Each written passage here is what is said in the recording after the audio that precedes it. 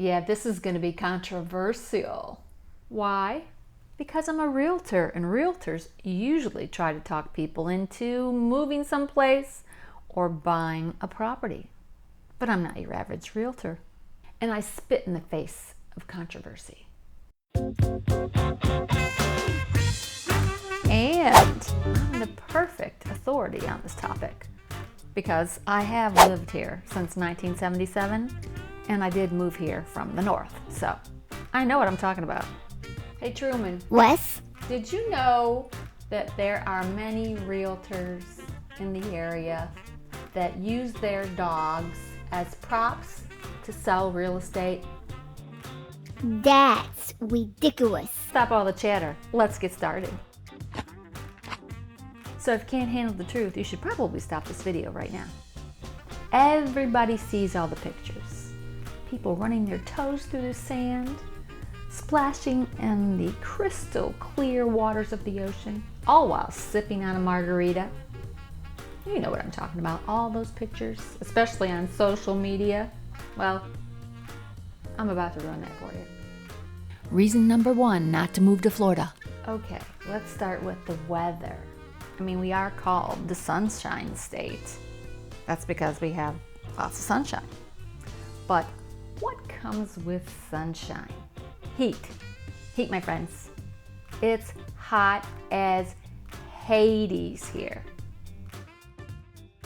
Now, many people want to move to Florida because of the warmer climate, and I get it. I mean, that is the primary driver for reasons to move to Florida. But it's hot here, and it's not just hot, it's humid. You mix heat with humidity, well, every day's a bad hair day. And I'm not talking about just a little bit of humidity. It's like 98% humidity. You know, Florida, we're surrounded by the warm waters of the Gulf of Mexico as well as the Atlantic Ocean. And it creates for a very hot and misty environment. As a matter of fact, Florida is the United States' #1 state for humidity. We even beat out Alaska. And I've been to Alaska, and it's plenty humid there, but we've got them beat. Florida is a tropical environment. So you mix heat and humidity, and I'll tell you this, you're gonna have to invest in some seriously strong antiperspirant.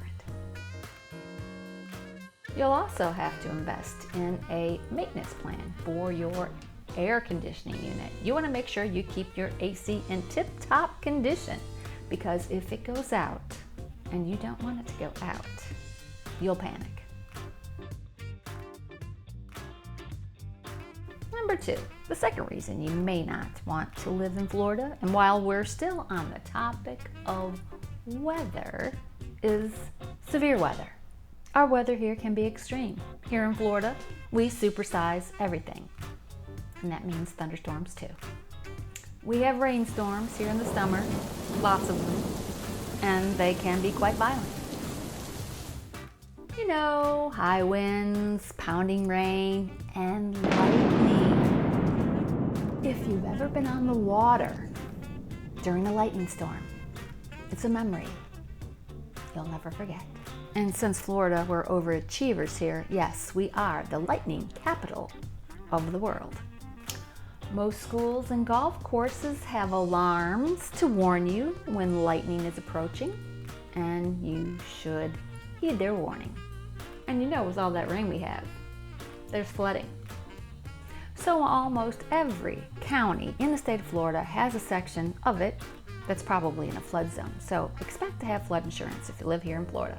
Now we're still on the topic of weather, so can't leave out hurricanes. Yes, here in Florida, hurricanes, we have them, and we are in hurricane season 50% of the year. And that has been changing. It's even been starting earlier as May. So if you live here in Florida, you're going to be prepared to batten down the hatches and possibly be without electricity for an extended period of time. And of course, there's the yard cleanup. Yeah, you have that too. You know my buddy Truman? He likes the yard cleanup. It's always a good time for him. Number 3, home insurance. I know you love to talk about home insurance. It's people's favorite subject, right? Yes, here in Florida, we have very expensive homeowners insurance. And as of 2023, it just keeps getting pricier. Now, there are many reasons for rising insurance premiums here in the state of Florida. 1, we have fewer companies underwriting here. 2, we have many insurance companies that have gone insolvent due to claims. And 3, we have a bunch of fraud. Most of the fraud has come from fraudulent roofing claims. But I'll also tell you, many of the insurance companies have dramatically changed the way they underwrite these policies, making it very difficult to get insurance. For instance, most insurance companies will not insure you if your roof is 20 years old.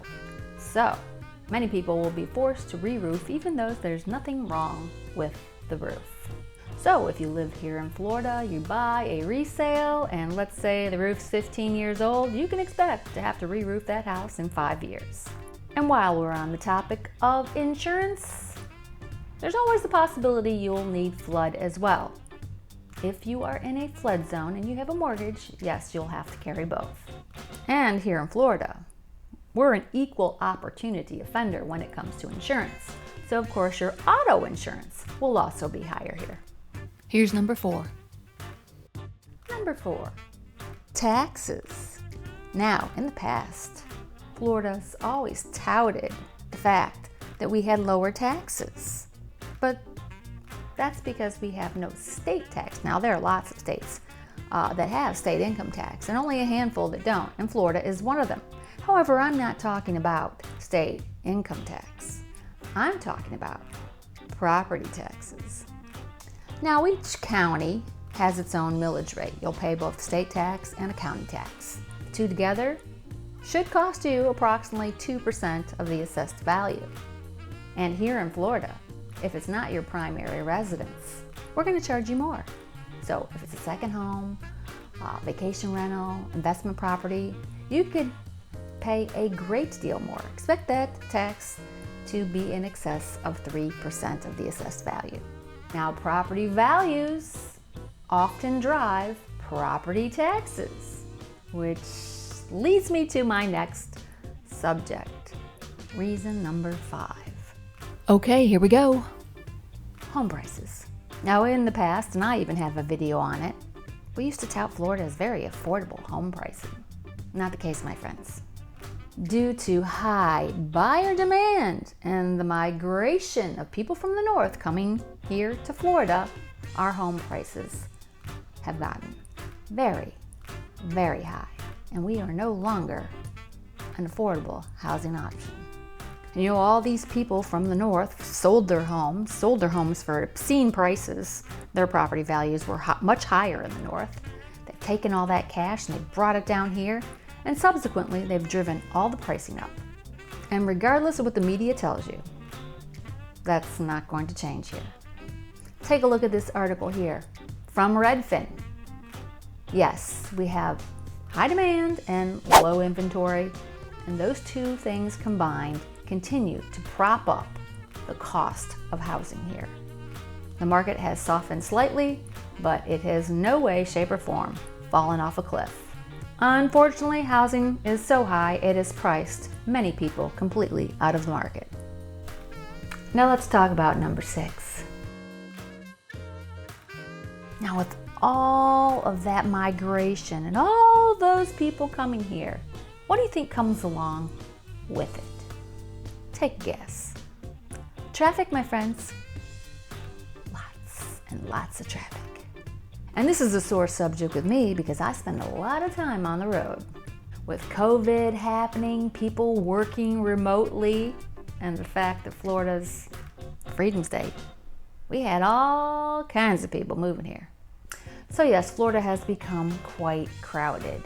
You'll have to expect a lot of traffic on the roads, waiting longer to get into a restaurant, and waiting really long to see a doctor because there are a lot of people coming and they keep coming.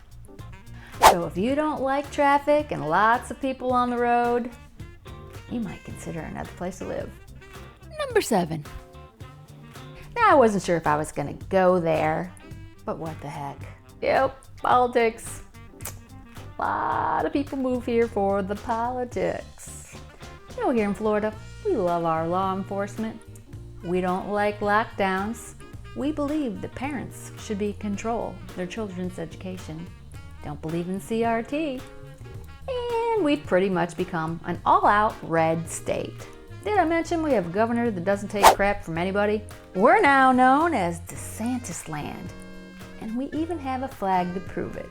Now, if any of that bothers you, this is probably not the state to move into. If you're someone who's leaning left, we're leaning quite the opposite. Reason number 8. Now, number 8, I always consider this one to be a fun one to talk about because I always get people asking me these questions. I'm going to tell you the answer right now. Yes, yes, yes, and yes. Yes, we have bugs. Really big bugs. They're bold and they fly. Some of them sting. We live in a subtropical environment. It's a bug's paradise. Mosquitoes? Yep, got them too. So, you'll have to invest in some bug spray and you'll need to screen in your patio or lanai.